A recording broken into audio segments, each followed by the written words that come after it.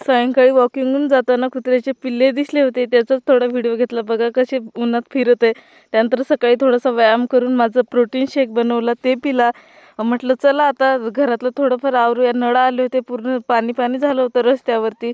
आईला आणि पप्पाला बाहेर जायचं होतं, त्याच्यामुळे त्यांचं लवकर आवरून झालं होतं. स्वयंपाक तर झाला होता, सिस्टरनी सकाळी डबा दिला होता भाऊला, त्याच्यामुळे सर्वांचा स्वयंपाक बनवून घेतला होता.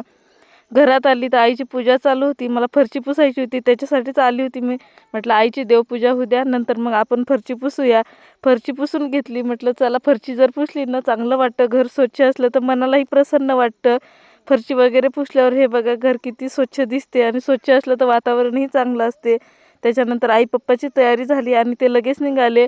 आत्याच्या मुलीचं घरदार पाहायला गेलेले आहेत ते सर्वजण, त्याच्यामुळे लवकर निघले. आणि मी आंघोळ वगैरे करून घेतली. म्हटलं आता 11 वाजले, काहीतरी खाऊया. मग मी फ्रूट खायला घेतलं, ते खाऊन घेतलं. त्याच्यानंतर मग माझं काय सर्वांचं जेवण तर बनवलेलंच होतं.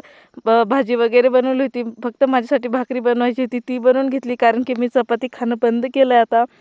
थोडंसं डाएटकडे लक्ष देते. नंतर मग टिफिन वगैरे बांधून निघालो शेतात. ही बघा कुठून कुठून रस्ता काढते काय माहिती, आता तिच्याच मागे मागे जावं लागेल. शेतात पोहोचलो आणि हे बघा कसे बघत आहे, त्यांना भूक पण लागली, तहान पण लागली. त्याच्यानंतर त्यांना पाणी वगैरे चारा वगैरे दिला. आम्ही जेवण करायला बसलो.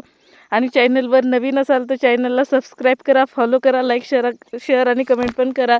घरी आलो, माझी डिटॉक्स ड्रिंक घेतली आणि नंतरचं परतचं जे रुटीन आहे ते चालू केलं.